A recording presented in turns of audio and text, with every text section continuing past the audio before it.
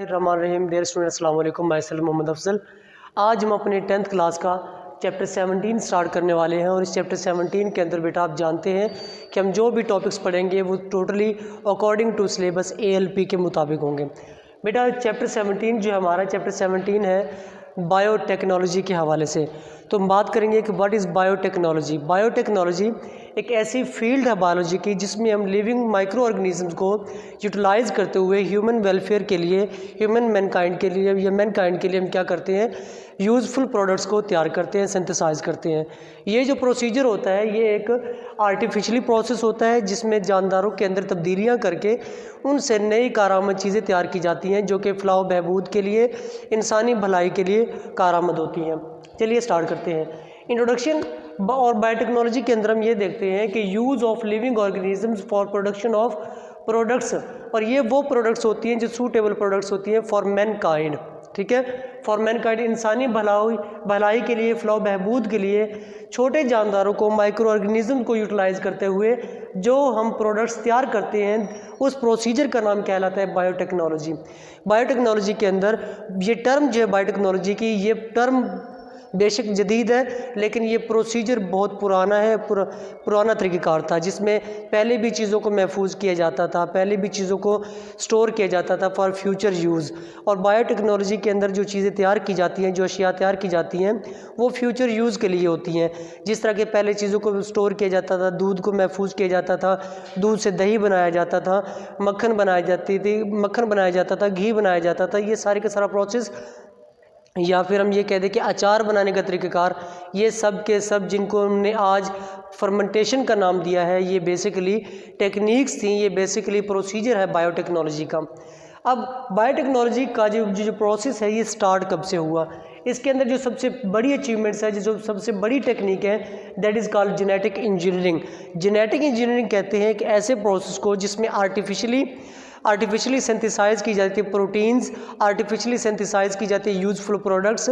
लेकिन कैसे, इसको हम फर्दर डिटेल में आगे पढ़ेंगे इंशाल्लाह। लेकिन ये आर्टिफिशियली प्रोडक्शन होती है किसी भी चीज़ का, किसके ज़रिए से, बाय मॉडिफाइड डीएनए को जिसके अंदर मॉडिफिकेशन करके, जिसके अंदर अल्ट्रेशन करके हम यूज़फुल प्रोडक्ट्स को तैयार करते हैं। ये प्रोसीजर या बायोटेक्नोलॉजी एक्चुअली स्टार्ट कब हुई थी, 1944 से। कब, जब साइंटिस्ट को ये पता चला कि किसी भी सेल के अंदर एक सेंट्रल ऑर्गेनेली मौजूद होती है जिसको न्यूक्लियस कहते हैं, और उन्हें ये पता चला कि उस न्यूक्लियस के अंदर कुछ ऐसे जेनेटिक कोड होते हैं जो आगे सेल को तमाम तरह के करैक्टरिस्टिक्स को कंट्रोल करते हैं। ठीक है बेटा, अब ये भी अंदाज़ा लगाना आसान हो गया कि सेल के न्यूक्लियस के अंदर कहाँ पे कौन सा जीन मौजूद है जो किस फंक्शन को कंट्रोल करता है। तो जब हमें मुतलका फंक्शन के बारे में, मुतलका जीन के बारे में, मुतलका कोड के बारे में इंफॉर्मेशन हासिल हो गई तो ये हमारे लिए ईजी हो गया कि हम उसको रिप्लेस भी कर सकते हैं और उसमें कोई मॉडिफिकेशन या अल्ट्रेशन भी कर सकते हैं, तब्दीलियाँ भी कर सकते हैं। तो साइंटिस्ट डीएनए को कट करने के कब काबिल हुए, 1970s के अंदर। ठीक है, और ह्यूमन इंसुलिन, जो सबसे पहले इंसानी जिस्म इनके से इंसुलिन तैयार किया गया था इंसानी फ़ायदे के लिए, वो कब, 1978 के अंदर हमने सबसे पहले इंसुलिन तैयार किया, जो कि आप जानते हैं डायबिटिक पेशेंट के लिए एक यूज़फुल प्रोडक्ट है। अब उसके बाद क्या हुआ कि बायोटेक्नोलॉजी के अंदर गाए बगाए चेंजेस आते रहे, बहुत सारी तब्दीलियाँ भी होते रही, बहुत सारी अचीवमेंट्स भी हमने हासिल की। लाइक जिस तरह के हम एक साइंटिस्ट है स्कॉटलैंड के जिसका नाम था, उन साइंटिस्ट स्कॉटलैंड के, उन्होंने एक शीप तैयार की जिसका नाम था डॉली। अब डॉली शीप तैयार किसी के अंदर की गई, लेबॉर्ट्री के अंदर, लैब के अंदर तैयार की गई, जिसमें एक अडल्ट शीप के एग सेल को लिया गया था और उन एग सेल से एक पूरी शीप को तैयार कर लिया गया। अब ये बहुत बड़ी अचीवमेंट है कि हम लैब के अंदर हायर मल्टीसेलर ऑर्गेनिज्म को भी तैयार करना शुरू हो गए थे। इसका मतलब हमने डीएनए के ऊपर बहुत ज़्यादा ग्रिप हासिल कर ली थी। तब इंसानी ह्यूमन जीनोम जो प्रोजेक्ट था वो लॉन्च हुआ 1990 के अंदर। 1990 में ह्यूमन जीनोम प्रोजेक्ट तैयार हुआ जिसमें ये प्रोजेक्ट पेश किया गया था, जिसमें एक्चुअली ये बताया गया था कि इंसान के अंदर जीन्स कितने होते हैं, किस तरह उनकी क्या तरतीब है और क्या उनकी अरेंजमेंट है। और ये प्रोजेक्ट पब्लिश कब हुआ, ये प्रोजेक्ट पब्लिश हुआ 2002 के अंदर। ठीक है बेटा, तो ये जितने भी ईयरली जो साइन है ये आपके MCQ के लिए इंपॉर्टेंट है, तो लिहाजा इनको आप याद करेंगे हर हवाले से। अब बात ये करते हैं कि बायोटेक्नोलॉजी के अंदर बेशक हमने 1944 से लेकर 2002 या 2020 तक हमने बहुत सारे अचीवमेंट्स हासिल कर लिए हैं। अब 2021 चल रहा है तो उसके अंदर भी हमने बायोटेक्नोलॉजी के मैदान में बहुत वसी और रेज़ तरक्की हासिल कर ली है। ये तरक्की पाने का मेन मकसद क्या था? इंसानी फलाह, इंसानी भलाई, इंसानी फलाह बहबूद और लाइफ को ज़्यादा से ज़्यादा वक्त के अंदर ज़्यादा से ज़्यादा अचीवमेंट्स हासिल करने का सिर्फ़ और सिर्फ मकसद क्या है? इंसान के लिए फैसिलिटीज़ पैदा करना। अब इन्हीं बायोटेक्नोलॉजी से हमने कौन कौन सी अचीवमेंट्स हासिल किए हैं? वो सबसे बड़ी अचीवमेंट्स तो बहुत वसी हैं, लेकिन हम स्टेप बाय स्टेप देखते हैं। सबसे पहला है in the field of medicine. Medicine की फील्ड के अंदर हमने बायोटेक्नोलॉजी का बहुत ज़्यादा रोल देखा है। कैसे? हमने ऐसी मेडिसिन दरियाफ्त कर ली हैं जिसके ज़रिए से हम क्या कर सकते हैं कि लाइलाज बीमारियों को भी क्योर कर सकते हैं, हम बैक्टीरियल इन्फेक्शन को ख़त्म कर सकते हैं, हम दूसरे वायरल इन्फेक्शन को कंट्रोल कर सकते हैं। ठीक है, तो ये किसकी वजह से हुआ? जस्ट बिकॉज ऑफ बायोटेक्नोलॉजी के ज़रिए से। लाइक हम बात करते हैं पोलियो, एक वायरल इन्फेक्शन है। आज हमने ऐसी वैक्सीन तैयार कर ली है जिसके ज़रिए से हम आने वाली नस्लों के अंदर पोलियो की बीमारी को रोक सकते हैं, बल्कि उसमें मुकम्मल हमने ग्रिप हासिल कर लिया, अबूर हासिल कर लिया है। इसी तरह दूसरी जितनी भी डिसऑर्डर्स है, एड्स है, हेपेटाइटिस है, कैंसर है, इन तमाम डिजीज़ के अंदर हमने क्या किया? उनको ओवरकम करने के लिए, उनको कम से कम करने के लिए हमने बायोटेक्नोलॉजी के ज़रिए से बहुत तरह तरह के मेडिसिन और तरह तरह के इन्वेंशंस किए हैं। लाइक हमने क्या किया है कि जेनेटिक इंजीनियरिंग के ज़रिए से हमने जीन्स में तब्दीलियाँ करना सीख लिया, जिसको जीन थेरापी कहते हैं, और जस्ट बिकॉज ऑफ बायोटेक्नोलॉजी। उसके अलावा field of food and agriculture के अंदर भी हमने बायोटेक्नोलॉजी का बहुत रोल देखा है। जैसा कि ब्रेड तैयार करना, जैसे कि आर्टिफिशियली ऑर्गेनिज्म तैयार करना, जिसको आप ब्रेड कहते हैं, कल्टीवार्स कहते हैं। ब्रेड कहते हैं ऐसे जानदारों को जिनको आप जेनेटिकली तैयार करते हैं। एनिमल की बात की जा रही है जिसमें मुर्गियाँ या हैंस की बहुत सारी वैरायटीज़ हमने हासिल की है। ब्रायलर ये इसी की एग्जांपल है, ये ब्रेड के अंदर आती हैं। यानी कि ऐसे जानवर, ऐसे जानदार, ऐसे एनिमल्स जिनको हम बायोटेक्नोलॉजी के ज़रिए से जेनेटिकली लैब के अंदर प्रिपेयर करते हैं, प्रोड्यूस करते हैं, those all are called bread. और ब्रेड के वो किस लिए? ताकि हम अपनी फूड की किल्लत को पूरा कर सकें, हम गोश्त की खपत को पूरा कर सकें। ये हमने अचीवमेंट हासिल की है। एग्रीकल्चर के अंदर हमने ऐसी अचीवमेंट्स हासिल कर ली हैं, ऐसी क्रॉप्स बना लिए हैं जो कम वक्त के अंदर बहुत ज़्यादा प्रोडक्शन देती हैं, और ये बेसिक हमारा किसकी वजह से है? Just because of biotechnology. पहले क्या था कि एक बीमारी अगर किसी फसल को लगती थी तो पूरे आसपास वाले खेतों को तबाह कर देती थी। आजकल हमने ऐसे बीज बना लिए हैं जिनको बीमारी कम से कम लगती है और वो पर ईयर यील्ड भी उनकी ज़्यादा होती है। बायोटेक्नोलॉजी और एनवायरनमेंट का बहुत गहरा रोल, आपस में बहुत गहरा रिलेशनशिप है। हमने बायोटेक्नोलॉजी के ज़रिए से इन्वायरमेंट में पैदा होने वाले हैज़र्ड्स, इन्वायरमेंट में पैदा होने वाले नुकसानात को कम से कम किया है, उनकी रेशो जो है बहुत कम हुई है। हमने इन्वायरमेंट को क्लीन करना शुरू कर दिया है, हमने ऐसी चीज़ों को बार बार रिफ़ाइन करना शुरू कर दिया बिकॉज ऑफ बायोटेक्नोलॉजी और हमने ऐसे माइक्रो ऑर्गेनिज्म या जर्म जो बीमारियाँ फैलाते थे उनको कम से कम किया है, उनकी तादाद को रिड्यूस किया है जस्ट बिकॉज ऑफ बायोटेक्नोलॉजी। इससे हमारा इन्वायरमेंट भी क्लीन है और बीमारियों की रेशो भी बहुत कम हो गई है। और ये सब की सब अचीवमेंट्स हैं किसकी? आपके बायोटेक्नोलॉजी के हवाले से।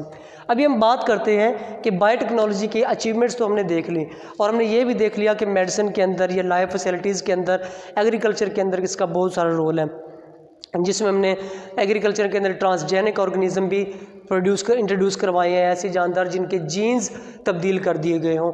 ये बेशक किसके लिए? ताकि उनसे क्रॉप हासिल कर सकें। अब नेक्स्ट हमारे पास है क्या? इसी से बायोटेक्नोलॉजी का ही एक प्रोसेस है जिसका नाम दिया जाता है फर्मेंटेशन। फर्मेंटेशन बेटा बेसिकली इसका मतलब होता है चीज़ों को महफूज करना, लेकिन फॉर लॉन्ग टाइम के लिए चीज़ों को महफूज करना क्या कहलाता है? फर्मेंटेशन कहलाता है। लेकिन इस प्रोसेस की प्रॉपर डेफिनेशन क्या है? The process in which cellular respiration of glucose take place या cellular respiration of glucose take place in which oxidation reduction reaction take place on glucose and energy is produce in the form of ATP। एक ऐसा process जिसमें glucose को oxidation reduction reaction करवाकर उससे energy हासिल की जाती है, this process is called fermentation. और ये एक ऐसा प्रोसेस होता है जिसमें रिडॉक्स रिएक्शन यानी कि इनकम्प्लीट ऑक्सीडेशन रिडक्शन होती है, और ये टोटली प्योरली आपका केमिकल प्रोसेस होता है जो कि जानदारों जो कि आपके प्रोडक्ट्स के अंदर यूटिलाइज होता है। फर्मेंटेशन की बेटा बेसिकली बहुत सारी टाइप्स है। आपकी फर्मेंटेशन का नाम, इसकी टाइप्स का नाम प्रोडक्ट के ऊपर डिपेंड करता है। जिस तरह की आप प्रोडक्ट सिंथेसाइज कर रहे हैं तो नाम फर्मेंटेशन का वैसा ही हो जाता है। लेकिन फर्मेंटेशन की जो बेसिकली इनिशियल स्टेप है that is actually called carbohydratic fermentation. आप जानते हैं डेफिनेशन के अंदर भी उसने ये कहा है कि ग्लूकोज की ऑक्सीडेशन की जाएगी। ग्लूकोज एक कार्बोहाइड्रेट है। ग्लूकोज हमेशा जब भी ये ब्रेकडाउन होती है ग्लूकोज की, उसको कहते हैं ग्लाइकोलाइसिस। ग्लाइकोलाइसिस के अंदर ग्लूकोज हमेशा टूटकर 3 कार्बन कंपाउंड में तब्दील होते हैं जिसका नाम होता है पायरोविक एसिड, और ये कार्बोहाइड्रेटिक फर्मेंटेशन कहलाती है। कार्बोहाइड्रेटिक फर्मेंटेशन के बाद यही फर्मेंटेशन 2 डिफरेंट तरह के कंपाउंड्स देती है। एक या तो हमें वो अल्कोहल देती है, इथाइल अल्कोहल, या फिर हमें वो उससे लैक्टिक एसिड हासिल होता है। तो जिस तरह की प्रोडक्ट होगी उसी तरह की फर्मेंटेशन होगी। लाइक अगर हमने एथनॉल या इथाइल अल्कोहल हासिल किया तो ये फर्मेंटेशन कहलाएगी अल्कोहलिक फर्मेंटेशन। अगर हमने लैक्टिक एसिड हासिल किया तो ये फर्मेंटेशन कहलाएगी लैक्टिक एसिड फर्मेंटेशन। आपकी बुक के अंदर इसकी फर्दर डिटेल भी मौजूद है, आप इसको तवज्जो से देखिएगा, और ये आपका इंपॉर्टेंट लॉन्ग क्वेश्चन है इस चैप्टर के हवाले से। स्कोप भी और फर्मेंटेशन भी और इसकी टाइप्स। फर्मेंटेशन एक ऐसा प्रोसेस जिसमें ग्लूकोज को फर्दर डिवाइड किया जाता है पायरोविक एसिड के अंदर, हमने अभी कहा था, और ये प्रोसेस कहलाता है ग्लाइकोलाइसिस। अब इस प्रोसेस का नाम कहलाता है कार्बोहाइड्रेटिक फर्मेंटेशन, जिसमें ग्लूकोज कन्वर्ट होती है पायरोविक एसिड में। बट ये पायरोविक एसिड मज़ीद कार्बन डाइऑक्साइड को रिड्यूस करके आगे फर्दर अपने 3 डिफरेंट तरह के कंपाउंड्स बनाती है। लाइक एथनॉल बनाएगी अल्कोहलिक फर्मेंटेशन, लैक्टिक एसिड बनाती है लैक्टिक एसिड फर्मेंटेशन, या अदर ऑर्गेनिक एसिड बनाती है तो वो उस तरह की फर्मेंटेशन होगी जिस तरह का आपका प्रोडक्ट हासिल होगा। बेटा ये प्रोसेस इतना सिंपल नहीं है। इस प्रोसेस के अंदर ये होता है कि आप different culture medium, different micro organism को यूटिलाइज करते हैं। लाइक एथनॉल की फर्मेंटेशन के लिए या अल्कोहलिक फर्मेंटेशन के लिए जो आप कल्चर मीडियम यूज़ करते हैं दैट शुड बी यीस्ट, वो यीस्ट होना चाहिए। लाइक सैक्रोमिसिस सर्वेशिया ये यीस्ट का नाम है, ये आप यूज़ करते हैं ताकि आप उनसे प्रोडक्ट हासिल कर सकें। यानी कि अब क्या किया जाएगा, इस कल्चर को सैक्रोमिसिस सर्वेशिया को या यीस्ट को ग्लूकोज में पुट किया जाएगा, जिसके ज़रिए से आप ब्रेड बनाते हैं, ताकि वो ये क्या करता है, ये माइक्रो ऑर्गेनिज़म एथनॉल में से कार्बन डाइऑक्साइड को रिड्यूस करके एसिटाल्डिहाइड बना देता है, और साथ ही वो वजह बनती है किस चीज़ की, वो वजह बनती है ब्रेड ओरिएंटेशन की, ब्रेड बनाने की वजह बनती है, और ये प्रोसेस कहलाता है alcoholic fermentation. Lactic acid fermentation में आप बैक्टीरिया को एज ए कल्चर यूज़ करते हो, जिसमें लैक्टोबैसिलस और स्ट्रिप्टोकोकस ये 2 डिफरेंट किस्म के बैक्टीरियाज हैं जो आप यूज़ करते हैं लैक्टिक एसिड फर्मेंटेशन में। और लैक्टिक एसिड फर्मेंटेशन हमेशा मिल्क प्रोडक्ट्स लाइक चीज़, बटर, ठीक है, वो बनाने, मिल्क प्रोडक्ट्स को बनाने में, डेयरी प्रोडक्ट्स के लिए हमेशा बैक्टीरियल कल्चर यूज़ किया जाता है, और ये फर्मेंटेशन कहलाती है लैक्टिक एसिड फर्मेंटेशन। नेक्स्ट बेटा आपके पास एक और इम्पोर्टेंट टॉपिक दिया होगा, इसी के साथ रिलेटेड ही है, उसमें एक्चुअली अचीवमेंट्स हैं जिसमें आप सीरियल प्रोडक्ट्स के अंदर, ब्रेवेज इंडस्ट्री के अंदर, मेडिसिन इंडस्ट्रीज़ के अंदर, और डोमेस्टिक लेवल के ऊपर और इंडस्ट्रियल लेवल के ऊपर आप क्या करते हैं, बायोटेक्नोलॉजी के ज़रिए से डिफरेंट प्रोडक्ट्स को हासिल करते हैं। उस टॉपिक को भी पढ़िएगा। आपके पास आज जो 2 टॉपिक दिए गए, इंट्रोडक्शन ऑफ बायोटेक्नोलॉजी और फर्मेंटेशन, स्कोप ऑफ बायोटेक्नोलॉजी, इनको तवज्जो से देखिएगा, समझिएगा। इस हवाले से कोई भी कन्फ्यूजन या क्यूरी हो आप व्हाट्सएप कर सकते हैं, टेक्स्ट कर सकते हैं। जज़ाकल्लाह।